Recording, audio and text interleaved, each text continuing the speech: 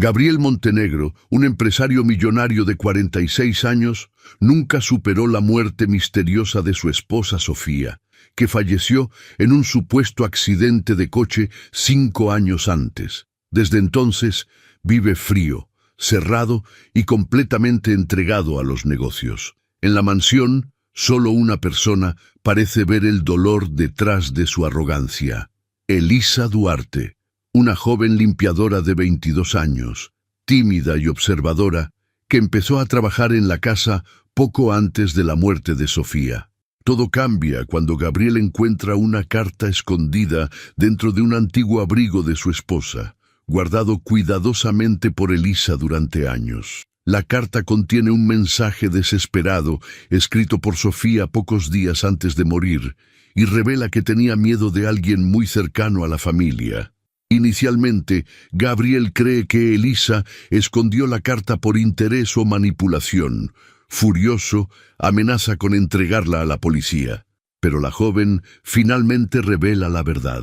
Sofía le pidió que escondiera la carta porque sabía que su vida corría peligro. Consumido por la duda, Gabriel empieza a investigar el pasado de su propia familia y descubre mentiras, cuentas secretas, amenazas y un nombre que jamás habría imaginado encontrar ligado a la muerte de su esposa. Cuanto más se acerca a la verdad, más comprende que el accidente fue planeado para impedir que Sofía revelara un crimen millonario dentro de la empresa. Ahora Gabriel debe decidir entre proteger el imperio construido por su familia o destruirlo todo para hacer justicia por la mujer que amaba. Mientras tanto, Elisa se convierte en su única aliada, porque sabe mucho más sobre la noche de la muerte de Sofía de lo que jamás ha contado. Al final, Gabriel descubre quién mató realmente a su esposa y entiende que el verdadero enemigo estuvo a su lado durante todos estos años. Antes de continuar, no olviden suscribirse al canal, dejar un like en este video y contarnos en los comentarios desde dónde están viendo. La mansión de los Montenegro estaba en las afueras de Valencia, al final de un camino bordeado de pinos que en verano olía a resina caliente y en invierno a tierra empapada. 2 plantas, fachada de piedra clara, ventanas altas con molduras blancas que en otro tiempo habían reflejado luz de fiesta y voces de gente que ya no estaba. Desde fuera seguía pareciendo una casa donde vivía una familia. Desde dentro era otra cosa completamente distinta. Era un lugar detenido, un archivo de lo que había sido y ya no podía seguir siendo, habitado por un solo hombre y el personal que aprendió muy pronto a no cruzarse con él más de lo estrictamente necesario. Gabriel Montenegro llegaba a su despacho a las 7 menos cuarto de la mañana, y no salía hasta pasadas las 10 de la noche. Comía de pie frente a la encimera de la cocina, generalmente algo que Carmen, la cocinera, dejaba tapado con papel film antes de marcharse. Respondía llamadas con frases cortas y decisiones rápidas. Firmaba documentos sin necesidad de releerlos porque los había leído bien la primera vez. Su empresa de construcción e infraestructuras, Montenegro Levante, facturaba 90 millones de euros al año y él conocía cada cláusula de cada contrato, cada nombre de cada proveedor, cada partida de cada presupuesto. Lo que no conocía, o lo que había elegido no conocer durante 5 años, era lo que había pasado de verdad en la carretera de Lliria aquella noche de octubre. Elisa Duarte llegaba a la mansión a las 8 de la mañana en el primer autobús desde Paterna. 22 años, el pelo siempre recogido en una trenza apretada, ropa oscura para que las manchas no se notaran en la tela. Llevaba casi 3 años trabajando en aquella casa. Era la más joven del personal doméstico y con diferencia la que menos hablaba, lo cual en aquella mansión no era timidez, sino una estrategia de supervivencia que había aprendido sola en las primeras semanas. Nadie le prestaba demasiada atención. Eso también tenía su utilidad. Elisa había aprendido a moverse por la mansión como el agua por un cauce conocido. Sabía qué habitaciones limpiar primero para no cruzarse con Gabriel cuando bajaba al desayuno. Sabía qué pasillos evitar, cuando él tenía reuniones en el despacho.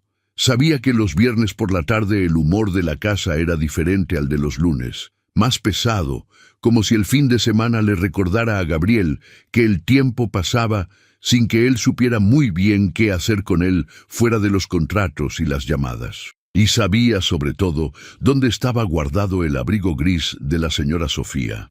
Aquella mañana de marzo, Elisa estaba reorganizando el guardarropa del vestíbulo del primer piso.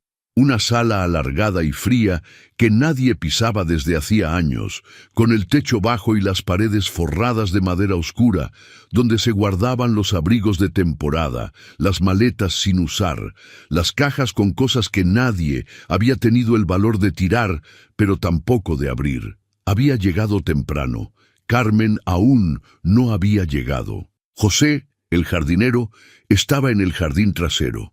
La mansión estaba en ese silencio particular de primera hora que a Elisa siempre le había parecido el más honesto, antes de que la gente llegara y empezara a representar sus papeles habituales. Estaba moviendo una caja del estante superior cuando escuchó pasos en la escalera. Gabriel no subía al primer piso durante el día. Era una regla no escrita que todo el personal conocía sin que nadie la hubiera formulado en voz alta. El primer piso era donde estaban las habitaciones, donde estaba el cuarto de Sofía que él no había tocado en 5 años, donde estaban los abrigos de ella que Elisa había guardado cuidadosamente al comienzo de cada primavera desde que llegó, como si ordenar las cosas de alguien que ya no estaba fuera una forma menor pero real de mantener vivo algo. Los pasos se detuvieron en el umbral del guardarropa. Gabriel estaba en la puerta con una taza de café en la mano y una expresión que Elisa no le había visto nunca en 3 años de observarlo en silencio. No era la expresión habitual del hombre que gestiona, que decide, que corta conversaciones innecesarias. Era algo diferente. El gesto de alguien que ha tomado una resolución en mitad de la noche y ha venido a cumplirla sin saber exactamente por qué ni qué va a encontrar. Sus ojos recorrieron el guardarropa despacio.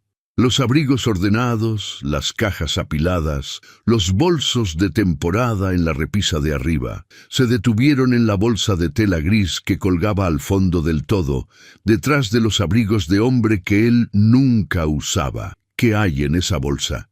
Elisa no respondió de inmediato. La pausa no fue larga, pero fue suficiente para que Gabriel la notara. «El abrigo de la señora Sofía», dijo finalmente, «el gris con botones negros, el que más usaba en invierno». Gabriel dejó la taza de café sobre la cómoda de la entrada, cruzó el guardarropa sin prisa, descolgó la bolsa y la abrió. Sacó el abrigo, lana gris jaspeada, botones negros mate, el forro de seda color crema ligeramente amarillento por el paso del tiempo. Lo sostuvo un momento con las manos abiertas, como si el peso de aquella prenda fuera diferente al peso físico de la lana, como si contuviera algo más que tela y forro y años de frío castellano. Pasó los dedos por los botones. Llevó la mano al bolsillo izquierdo, vacío. Metió la mano en el bolsillo derecho. Sus dedos encontraron papel.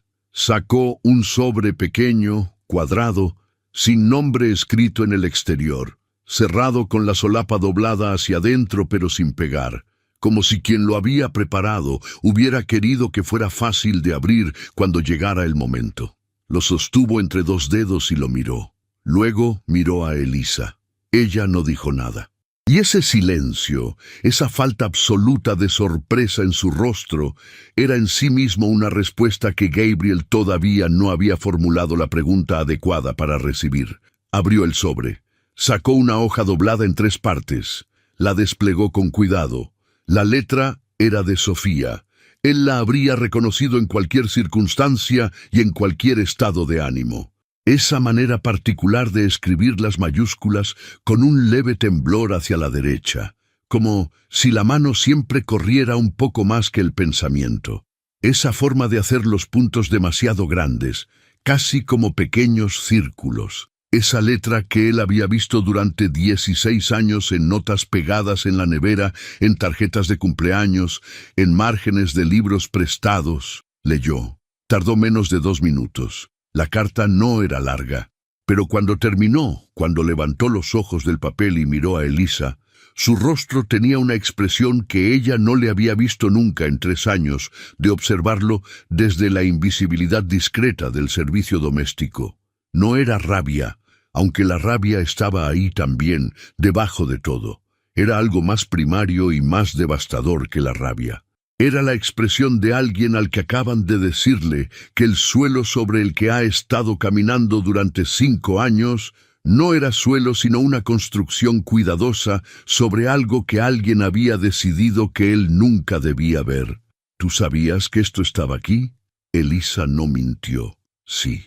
¿Cuánto tiempo llevas sabiéndolo? Desde el principio. Gabriel dobló la carta. Lo hizo despacio, con una precisión meticulosa que era el único modo que tenía en ese momento de no romper algo que no se podía reparar. La volvió a meter en el sobre. El sobre fue al bolsillo de su camisa. Luego miró a Elisa de la manera en que miraba a los socios que habían intentado engañarle en una negociación. Con la frialdad particular del hombre que no grita, porque no necesita gritar para que quede absolutamente claro lo que está pensando. «Voy a llamar a la policía ahora mismo», dijo. «Y vas a explicarles tú misma por qué llevas 3 años ocultando una carta que podría haber cambiado el curso de la investigación sobre la muerte de mi esposa». «No lo haga todavía», dijo Elisa. «Por favor, escúcheme primero. No tienes nada que explicarme. Tengo todo que explicarle. Y si llama a la policía sin escucharme antes, puede que destruya la única oportunidad real que tiene de saber la verdad completa. No solo lo que dice esa carta, todo lo demás». Gabriel la miró durante un momento que se extendió mucho más allá de lo cómodo para cualquiera de los dos. «Tienes 10 minutos». Fueron al salón del primer piso, el que daba al jardín trasero, y que nadie usaba porque era el salón que Sofía había decorado ella sola, con esa mezcla de criterio y entusiasmo que él nunca había sabido apreciar del todo, cuando podría haberlo hecho. Elisa se sentó en el borde del sofá con las manos juntas en el regazo, la postura de alguien que ha ensayado este momento muchas veces en su cabeza y ahora que ha llegado no quiere que le tiemble la voz. Gabriel se quedó de pie junto a la ventana. La luz de marzo entraba blanca y fría, sin promesas. «La señora Sofía me habló 4 días antes de morir», empezó Elisa. «Yo estaba limpiando el recibidor de la planta baja cuando ella bajó por las escaleras con el abrigo ya puesto, como si fuera a salir, pero no salió. Se quedó parada junto a la puerta principal y me preguntó si podía confiarme algo importante. Dijo que necesitaba que alguien dentro de la casa supiera, pero que ese alguien no podía tener ninguna relación con la empresa ni con ninguna de las personas cercanas a su marido.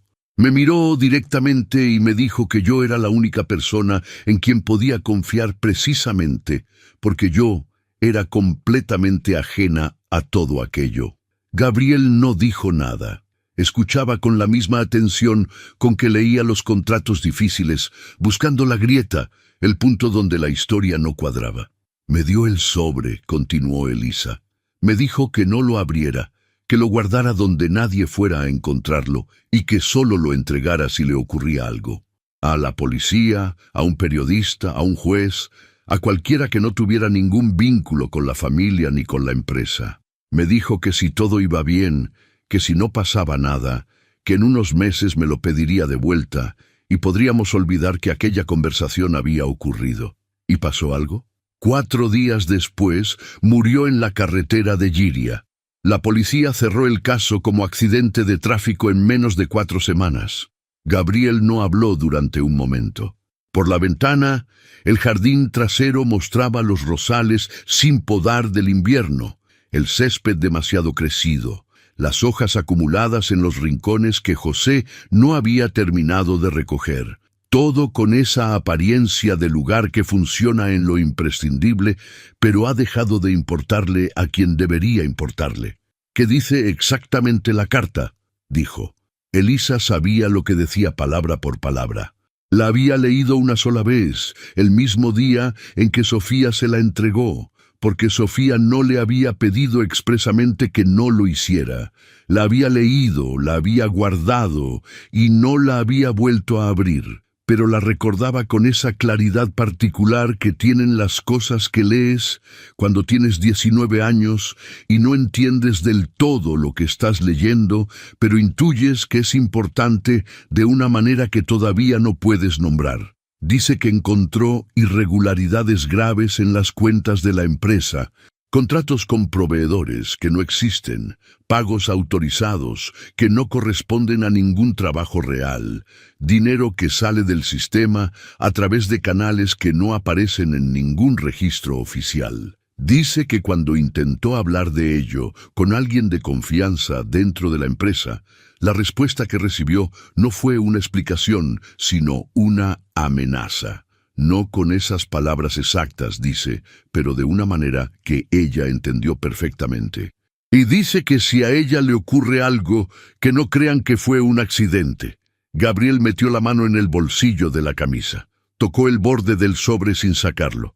¿Viste algo la noche que murió? Elisa tardó un segundo. Solo un segundo, pero Gabriel lo notó. Estaba aquí cuando ella salió, dijo Elisa. Era tarde, casi las 11:30 de la noche. Yo estaba terminando en la cocina, recogiendo las últimas cosas antes de irme. La señora Sofía bajó las escaleras con el abrigo puesto, las llaves del coche en la mano, el bolso al hombro. Parecía nerviosa, pero de esa manera contenida de alguien que ha tomado una decisión difícil y ya no va a echarse atrás. Cuando pasó por la cocina me miró. No dijo nada, solo me miró un momento, como si quisiera decir algo y hubiera decidido que no había tiempo. Y salió. ¿Había alguien más en la casa en ese momento? Sí. Don Rodrigo estaba en el despacho. Vi la luz encendida cuando pasé por el pasillo hacia la cocina alrededor de las 11. Y antes de que la señora Sofía bajara, mientras yo recogía, escuché voces que venían del despacho. La puerta no estaba del todo cerrada. Gabriel se separó de la ventana. Rodrigo Salcedo llevaba 18 años siendo el director de operaciones de Montenegro Levante. Había trabajado con el padre de Gabriel antes de trabajar con él. Había sido testigo en su boda. Había cargado el féretro de Sofía con los hombros rectos y la mandíbula apretada y los ojos enrojecidos de un hombre que llora a un amigo. Había seguido viniendo a cenar los domingos durante 5 años, sentándose en la misma silla, comiendo el mismo pollo al ajillo de Carmen, hablando de los mismos contratos y los mismos problemas de suministro y las mismas noticias de los mismos periódicos. ¿Estás completamente segura de que era él? Reconocí su voz, dijo Elisa. Llevo 3 años en esta casa. Conozco la voz de cada persona que entra por esa puerta. Era él. ¿Qué escuchaste? La voz de la señora Sofía era baja pero firme, como alguien que ha decidido decir algo difícil y no va a dejarlo a medias. Le decía que no podía seguir callada, que había intentado resolverlo de otra manera y no había funcionado, que iba a hablar con alguien de fuera de la empresa. La voz de él era más despacio, más controlada, con ese tono que usan las personas cuando quieren que algo suene como una conversación tranquila, y no lo es para nada. Le dijo que sería un error muy serio, que había cosas que una vez dichas no podían desdecirse, y que las consecuencias de decirlas no serían solo para él. Gabriel se sentó por primera vez. En el sillón frente al sofá donde estaba Elisa, con los codos sobre las rodillas y las manos juntas delante de la cara, en la postura de alguien que está procesando información y necesita un momento antes de continuar. ¿Por qué no dijiste nada en su momento? Elisa lo miró con la paciencia de alguien que lleva mucho tiempo esperando esta pregunta y ha tenido tiempo de sobra para prepararla. Porque tenía 19 años y acababa de escuchar algo que no debía haber escuchado y no sabía qué significaba exactamente, porque la policía cerró el caso en menos de un mes sin solicitar ninguna pericia adicional, porque el abogado de la familia fue el mismo que confirmó que todo era consistente con un accidente y recomendó no seguir adelante.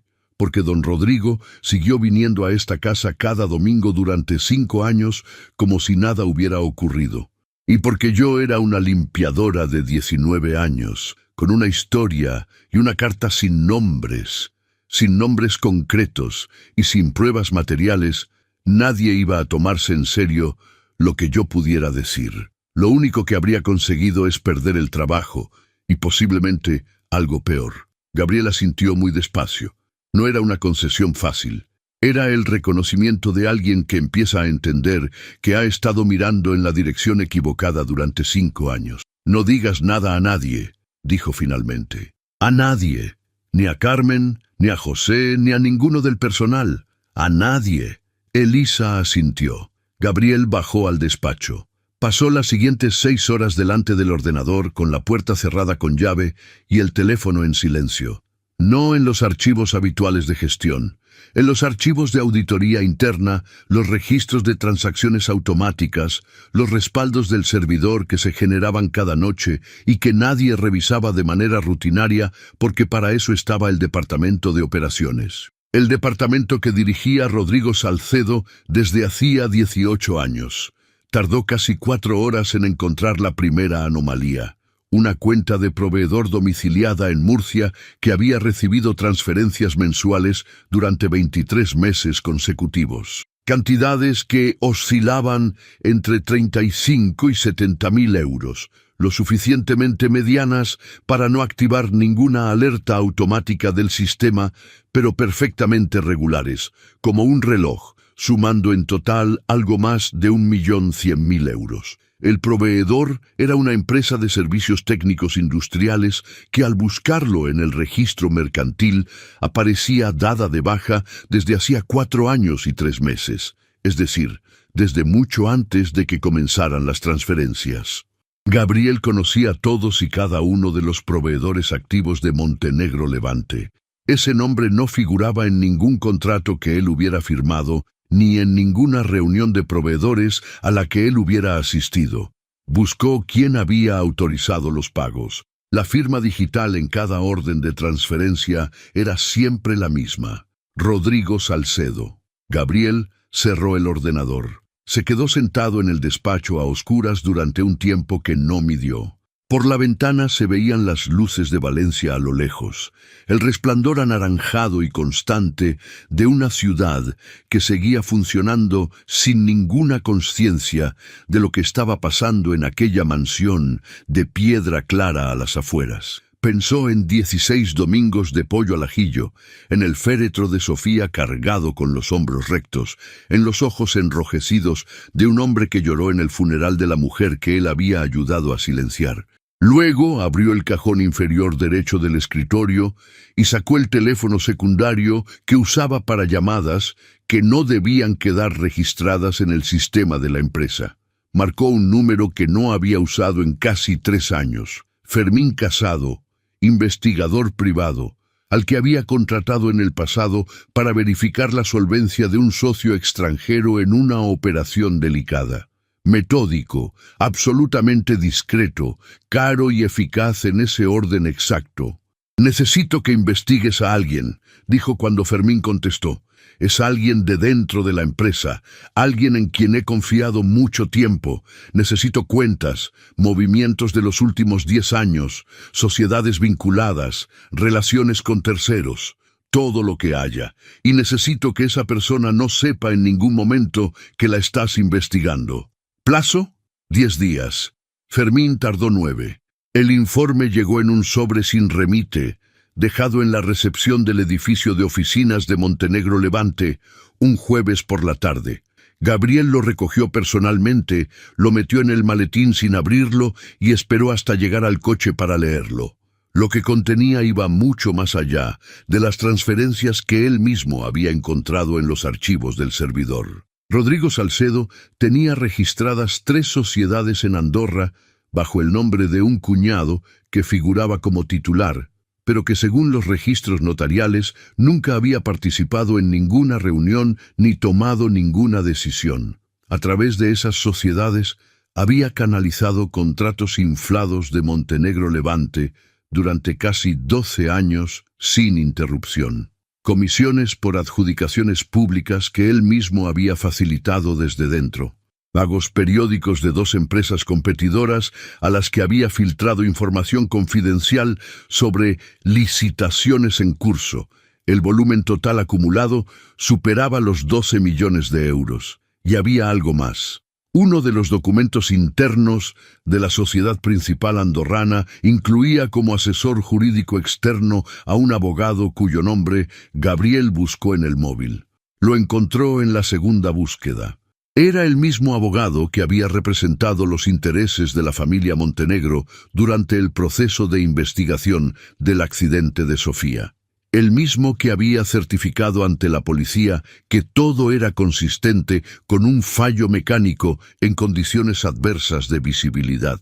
El mismo que había recomendado personalmente no solicitar una segunda pericia independiente porque en su criterio profesional era innecesaria y solo alargaría el dolor de la familia. Gabriel guardó el informe en la guantera, condujo hasta la mansión en silencio absoluto. Aparcó frente a la entrada. Se quedó en el coche durante varios minutos mirando la fachada de piedra clara, las ventanas del primer piso con las contraventanas cerradas como llevaban 5 años, la higuera junto al muro del jardín que nadie había podado desde que Sofía ya no estaba para pedirlo. Luego fue a buscar a Elisa. La encontró en la cocina terminando de ordenar la despensa.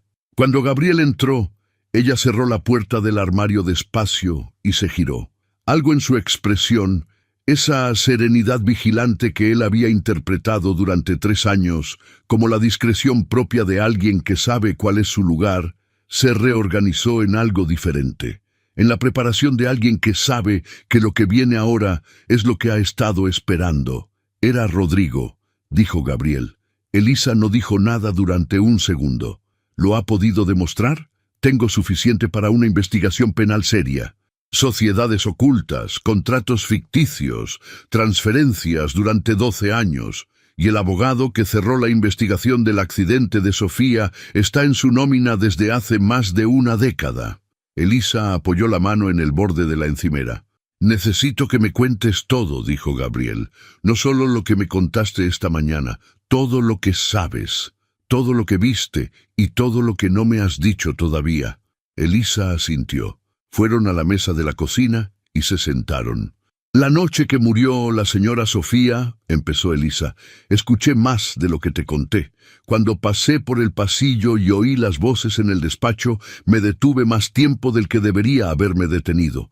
La puerta estaba entreabierta y la luz salía por la rendija y yo me quedé parada en el pasillo escuchando, porque algo en la manera en que hablaban me dijo que no era una conversación normal. ¿Qué escuchaste exactamente? La señora Sofía le dijo que tenía copias, que había guardado copias de todo en un lugar que él no iba a encontrar, y que si algo le ocurría a ella, esas copias llegarían a las personas adecuadas de todas formas. Él se quedó en silencio un momento. Luego dijo que esperaba que ella estuviera siendo inteligente, que había mucho en juego para demasiada gente, y que a veces las personas que creen estar protegidas descubren que la protección que creían tener no era lo que pensaban. Gabriel no habló. Cuando ella salió del despacho y pasó por la cocina y me miró, continuó Elisa, yo ya sabía que aquella mirada significaba algo concreto. Por eso lo recuerdo con tanta claridad. Fue la mirada de alguien que acaba de entender que el peligro es real y que ya no hay marcha atrás posible. Y 2 horas después estaba muerta en la carretera de Giria. ¿Por qué no lo dijiste todo desde el principio esta mañana? Porque quería saber si usted iba a escucharme o iba a llamar a la policía antes de entender lo que estaba escuchando, dijo Elisa. Si hubiera llamado antes de oír todo, con solo la carta y mi versión incompleta, no habría sido suficiente, y don Rodrigo habría tenido tiempo de mover lo que necesitara mover. Gabriel la miró durante un momento largo. ¿Estás dispuesta a declarar todo esto ante la policía? Sí. ¿Incluyendo lo que escuchaste en el pasillo? Todo. ¿Sabes lo que eso puede implicar para ti? Que don Rodrigo sabrá que fui yo, dijo Elisa, y que puede ser peligroso. Sí, lo sé. Gabriel fue a la Unidad de Delitos Económicos y Fiscales de la Policía Nacional en Valencia al día siguiente por la mañana, en persona, sin cita previa, con el informe del investigador privado en el maletín, una copia de los registros del servidor de la empresa en un disco externo y la carta de Sofía en el bolsillo interior de la chaqueta. Lo recibió una inspectora llamada Amparo Ferrán. 44 años, eficiente, con la paciencia particular de alguien que ha aprendido a escuchar sin interrumpir y a no mostrar lo que piensa hasta tener todos los elementos sobre la mesa. Leyó los documentos mientras Gabriel esperaba sentado frente a ella. Luego le hizo preguntas durante casi 3 horas seguidas. Cuando terminó, dijo: «Esto va a necesitar tiempo. Una investigación de esta envergadura no se resuelve en semanas ni en meses. Lo entiendo. Puede que el resultado final no sea exactamente lo que usted espera o necesita. Los procesos judiciales tienen sus propios tiempos. Lo que necesito», dijo Gabriel, «es que quede establecido lo que ocurrió de verdad. Lo demás lo acepto como venga». La inspectora Ferrán lo miró un momento con algo que no era exactamente simpatía, pero sí respeto. «Estaremos en contacto, señor Montenegro». Rodrigo Salcedo fue detenido 7 semanas después, un lunes por la mañana, en las propias oficinas de Montenegro Levante. Gabriel estaba en una reunión con inversores en Madrid cuando recibió la llamada de Amparo Ferrán. Pidió disculpas a los presentes, salió al pasillo y se quedó de pie junto a la ventana de un edificio del Paseo de la Castellana, mirando el tráfico mientras la inspectora le explicaba los detalles de la detención. Cuando Ferrán terminó de hablar, Gabriel dijo gracias. Eso fue todo lo que dijo. Luego llamó a Elisa. «Lo han detenido esta mañana», dijo. Hubo un silencio breve al otro lado. «¿Está usted bien?», preguntó ella. Era una pregunta extraña. «No, ¿es verdad?». «No. ¿Qué pasa ahora con la empresa?». «Sino, ¿está usted bien?». «Todavía no lo sé», dijo Gabriel. «Pero estoy mejor que ayer. El juicio se celebró 14 meses después». Rodrigo Salcedo fue condenado por fraude continuado, apropiación indebida y conspiración para obstruir la investigación judicial sobre la muerte de Sofía Montenegro. El tribunal no pudo establecer autoría directa en el accidente de tráfico, pero las pruebas de que había presionado a Sofía en las horas previas a su muerte, de que había manipulado el proceso de investigación a través del abogado cómplice y de que tenía motivos económicos directos y urgentes para silenciarla, fueron suficientes para una condena de 14 años de prisión. El abogado fue condenado por obstrucción a la justicia y falsedad documental. Elisa declaró durante casi 1 hora. Contó lo que había guardado durante 3 años, con la serenidad de alguien que ha llevado un peso durante mucho tiempo y finalmente lo deja en el suelo porque ha llegado el lugar donde corresponde dejarlo. La defensa intentó desacreditarla durante 40 minutos. No lo consiguió, porque Elisa respondía cada pregunta con la misma calma desconcertante con que había pasado 3 años siendo invisible en una mansión donde todos miraban sin ver. Gabriel la esperó fuera de la sala cuando terminó su declaración.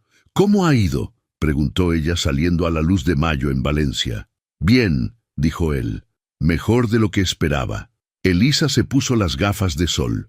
Gabriel no llevaba, y parpadeó contra la claridad del mediodía.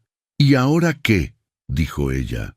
Gabriel miró la fachada del edificio judicial, la piedra clara, el escudo sobre la puerta, la normalidad ruidosa de la ciudad moviéndose a su alrededor sin saber ni importarle lo que acababa de resolverse ahí dentro. «Ahora la empresa necesita reconstruirse desde los cimientos», dijo. «Hay contratos que revisar, auditores externos que contratar, proveedores que verificar uno por uno. Va a llevar tiempo y va a ser difícil y habrá cosas que no tengan solución limpia». «¿Y usted?». Gabriel tardó. «Llevo 5 años sin vivir en esa casa», dijo, «solo trabajando en ella. Creo que es hora de cambiar eso».